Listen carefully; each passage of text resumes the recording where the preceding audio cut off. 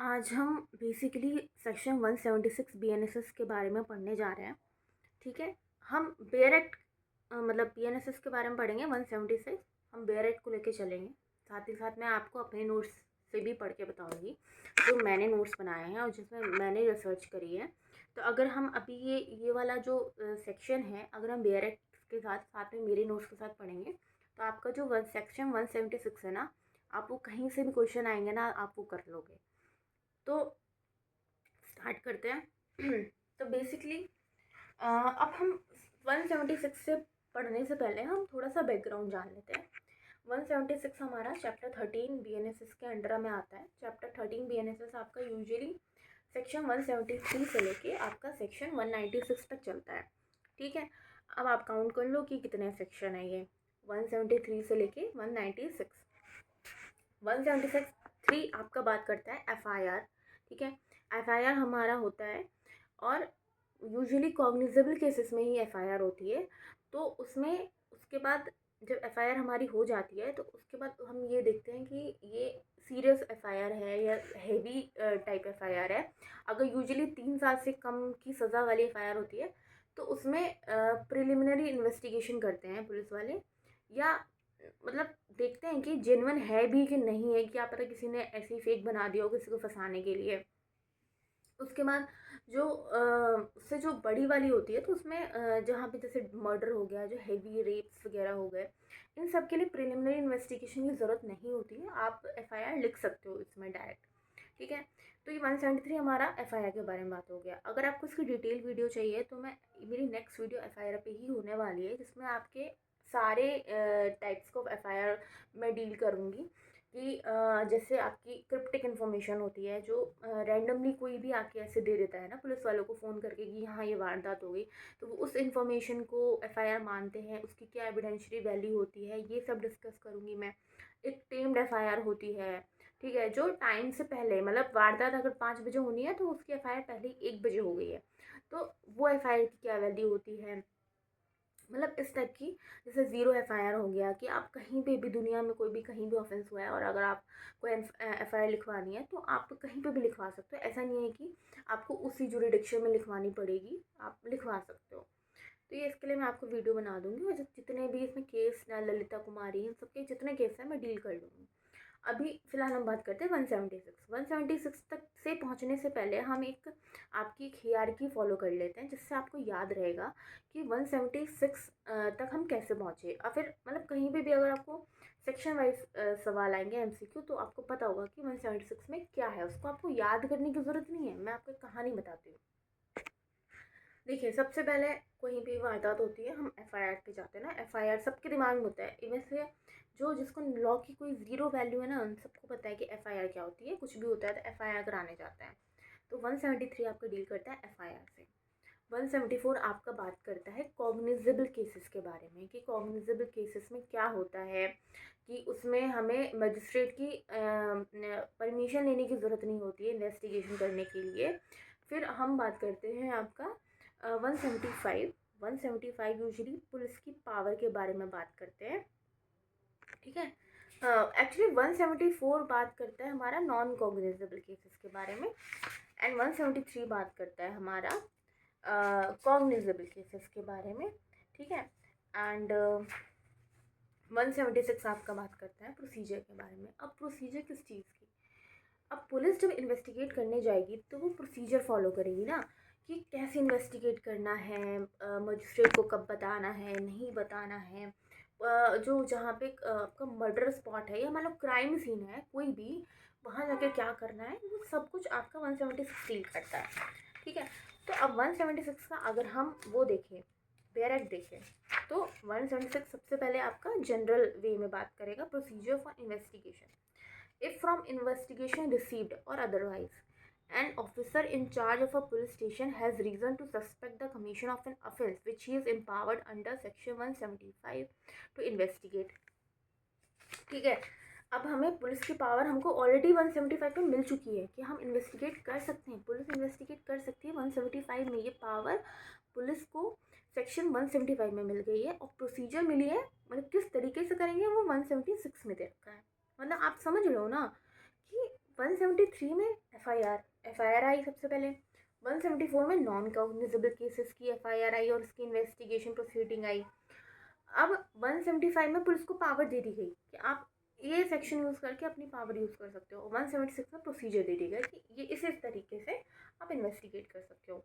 ठीक है, तो प्रोसीजर फॉर इन्वेस्टिगेशन में सबसे पहले बात करते हैं कि जैसे अगर हम इंफॉर्मेशन रिसीव्ड हुई, डायरेक्टली हुई 173 के थ्रू जैसे एफआईआर हुई, या अदरवाइज, इसमें वर्ड है ना अदरवाइज, देखो आप इसमें लिखा हुआ है इफ़ फ्रॉम इन्वेस्टिगेशन रिसीव्ड और अदरवाइज। अदरवाइज का मतलब है कि जैसे हमें क्रिप्टिक इन्फॉर्मेशन मिली है, कहीं से भी रैंडमली हमें कोई इन्फॉर्मेशन आ गई कि वहाँ पे आपका ऐसा क्राइम हुआ है, तो उसको भी हम एक पार्ट मानेंगे ना। तो अब आ गया कि officer in charge of a police station has reason to suspect the commission of an offence. जो पुलिस स्टेशन में जो इंचार्ज है उसके पास एक रीज़न है कि वो सस्पेक्ट कर सकता है कि ऑफेंस हुआ है। ठीक है, which he is empowered under section 175 to investigate. जो उसको एम्पावर्ड कर रखी है, पावर मिली हुई है सेक्शन 175 में कि इन्वेस्टिगेट कर सकता है। He shall forthwith send a report of the same to magistrate empowered to take cognizance. उसके बाद वो एक रिपोर्ट बनाता है। ठीक है, वहाँ पहुँचता है, पहले इन्वेस्टिगेट करता है, या तो खुद जाता है जो इन्वेस्टिगेशन ऑफिसर होता है, या अपने किसी सबॉर्डिनेट को भेजता है वहाँ जाके कि आप जाके वहाँ पे आप इन्वेस्टिगेट करो। ठीक है, क्राइम सीन पे जो भी हुआ है। उसके बाद एक रिपोर्ट बनाता है, उस रिपोर्ट को मजिस्ट्रेट पे पहुँचाता है, मजिस्ट्रेट के पास, और बोलता है कि आप कॉग्निजेंस ले लो उस पर, मतलब अपना दिमाग लगाओ कि इसमें अब आगे क्या करना है। कॉग्निजेंस का बेसिकली होता है कि एक मजिस्ट्रेट की इन्फॉर्मेशन मिला देना कि ये केस हुआ है आपके एरिया में और हम इस पर इन्वेस्टिगेट करना चाह रहे हैं, और मतलब आप इस चीज़ पे वॉच रखो, या मतलब एक इन्फॉर्म है ये सब हुआ है। ठीक है, वही कॉग्निजेंस होता है। फिर वो आगे की चीज़ें प्रोसीड करती है। ये आपका स्टेप होता है प्रोसीजर का कि कोई इन्फॉर्मेशन आई 173 के थ्रू, और या फिर किसी और चीज़ के थ्रू आ गई, क्रिप्टिक इन्फॉर्मेशन के थ्रू आ गई। फिर वो क्या करते हैं, उस जगह पे जाते हैं, क्राइम सीन पे जाके इन्फॉर्मेशन कलेक्ट करते हैं, उसकी रिपोर्ट बनाते हैं, फिर वो मजिस्ट्रेट को भेजते हैं। ठीक है, उसके बाद क्या होता है कि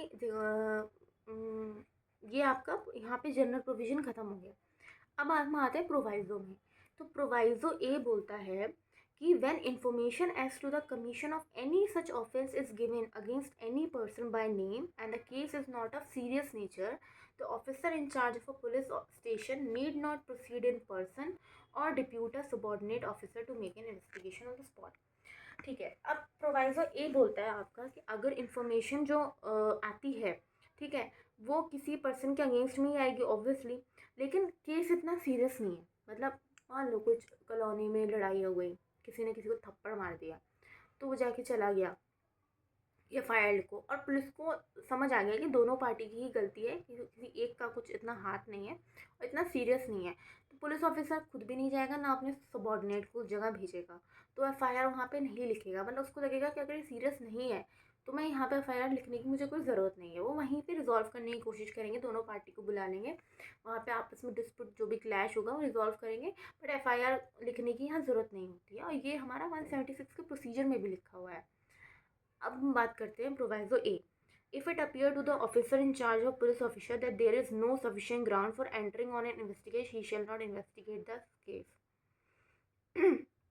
और दूसरा इन्वेस्टिगेट भी नहीं करता है। पहला प्रोवाइजो ए बोलता है कि अगर केस सीरियस नेचर का नहीं है तो आप वहाँ खुद भी मत जाइए, अपने सबॉर्डिनेट को भी मत भेजिए, कोई ज़रूरत नहीं है। और अगर ऑफिसर इंचार्ज को ये लगता है कि कोई सफिशिएंट ग्राउंड है ही नहीं कि इनमें इन्वेस्टिगेट किया जाए, तो वो इन्वेस्टिगेट नहीं करता है। ठीक है, फिर फर्दर प्रोवाइजो भी है इसका।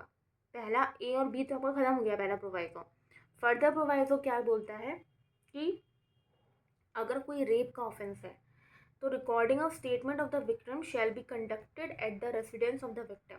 अच्छा, ये थोड़ा आपका सेंसिटिव मामला है, ये मतलब आप यूजुअली इसको ऐसे मत याद रखो कि प्रोवाइजो में लिखा है क्या लिखा है, लेकिन आप ये चीज़ ध्यान रखो कि अगर कोई रेप विक्टिम होती है, ठीक है, तो जो विक्टिम की जो स्टेटमेंट रिकॉर्ड करते हैं वो विक्टिम के घर पे रिकॉर्ड करते हैं, या फिर अगर वो घर पे नहीं आया तो विक्टिम की ही चॉइस चलती है कि वो उसको कहाँ पे अपना स्टेटमेंट रिकॉर्ड कराना है।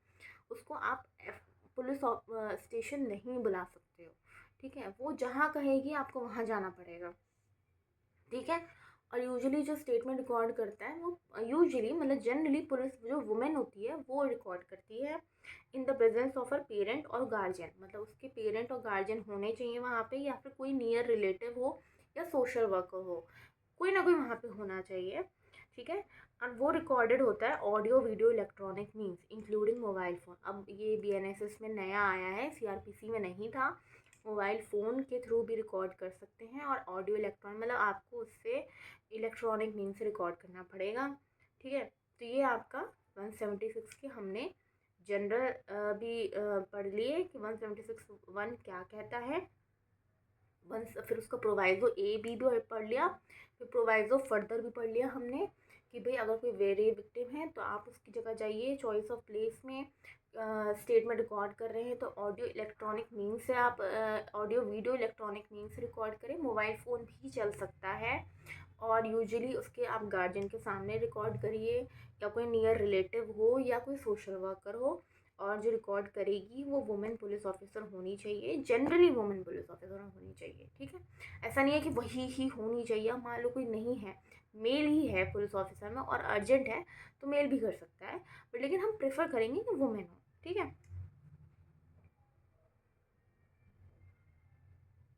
उसके बाद अब आता है आपका 176 सबसेक्शन 2। ये क्या बोलता है, इसमें बोलता है in case of in each of case mentioned in clause A and B of the first proviso to subsection 1, the officer in charge of a police station shall state in his report the reason for not fully complying with the requirement of that subsection by him, and forward the daily diary report fortnightly to the magistrate, ठीक है।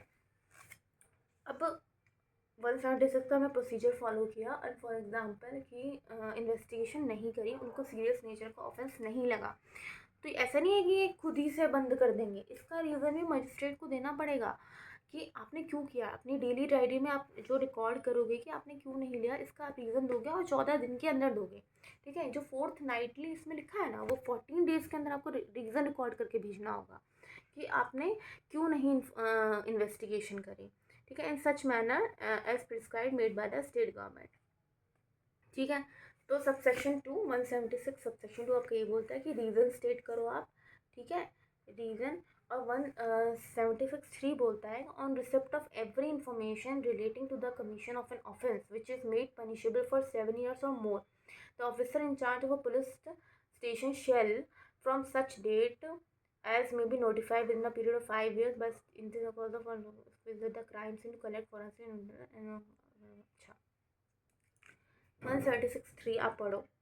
इसमें ये लिखा गया है कि अगर उनको लगता है कि कोई ऐसे वारदात हो गई जिसकी जो पनिशमेंट है वो 7 साल से ज़्यादा है, तो जो ऑफिसर इन चार्ज होता है पुलिस स्टेशन का, वो क्या बोलते हैं फॉरेंसिक रिपोर्ट करवाएगा, एक्सपर्ट को बुला के क्राइम सीन पे वहाँ पे रिपोर्ट करवाएगा और फॉरेंसिक एविडेंस कलेक्ट करवाएगा, और उसको वीडियोग्राफी भी कराएगा मोबाइल फ़ोन या किसी भी इलेक्ट्रॉनिक डिवाइस से, ठीक है।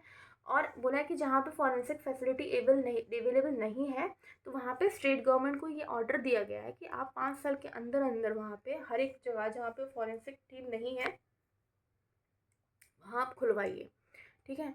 176(3) ये बात करता है। अब हमारा 176(3) ख़त्म हो गया। तो हाँ, हमने इसमें क्या क्या पढ़ा, हमने यहाँ पे प्रोसीजर पढ़ा, ठीक है। प्रोसीजर जो फॉलो करते हैं पुलिस ऑफिसर, क्योंकि उनको पावर मिली है इन्वेस्टिगेट करने की अंडर सेक्शन 175 में, ठीक है। तो अगर उनको कोई इन्फॉर्मेशन रिसीव्ड होती है थ्रू एफआईआर या फिर कोई क्रिप्टिक इन्फॉर्मेशन के थ्रू उनको इन्फॉर्मेशन आती है, तो वो क्या करते हैं, पुलिस ऑफिसर जो आईओ होता है, इन्वेस्टिगेशन ऑफिसर जो अलॉट होता है, या तो वहाँ क्राइम सीन पे खुद जाता है या अपने अंडर किसी सबॉर्डिनेट को भेजता है, वहाँ पे बोलता है कि आप एविडेंस कलेक्ट करो, रिपोर्ट बनाओ, और वो फिर जो रिपोर्ट होती है वो जाती है मजिस्ट्रेट को। अब फॉर एग्जांपल हमारा प्रोवाइज़ो ए ये बात करता है कि अगर उनको सीरियस नेचर का ऑफेंस नहीं लगा तो वो ना खुद जाएंगे ना अपने सबॉर्डिनेट को भेजेंगे वहाँ पे कोई भी इंफॉर्मेशन कलेक्ट करने के लिए, और अगर उनको ये लगता है कि ये ऑफेंस में एफआईआर नहीं होनी चाहिए तो वो एफआईआर नहीं भी करते हैं, वो सिर्फ आपस में ही कन्फ्लिक्ट रिजॉल्व करने की कोशिश करते हैं या एक रीज़न पता करते हैं कि इन्फॉर्मेशन ये वेग इन्फॉर्मेशन कहाँ से आई। फिर आपका फर्दर प्रोवाइजो भी है। फर्दर प्रोवाइजो आपका बात करता है रेप विक्टिम के बारे में कि अगर कोई ऐसा रेप विक्टिम है और अगर उसकी स्टेटमेंट कलेक्ट करनी है तो हमें उसको पुलिस स्टेशन नहीं बुलाना है, हमें उसकी बताई हुई जगह पे जाना है। उसकी बताई हुई जगह कोई भी हो सकती है, और यूजुअली जो वुमेन पुलिस ऑफिसर है वो रिकॉर्ड करती है through electronic means, video, audio और मोबाइल फ़ोन से भी कर सकती है। ठीक है, ये हमारा कंप्लीट।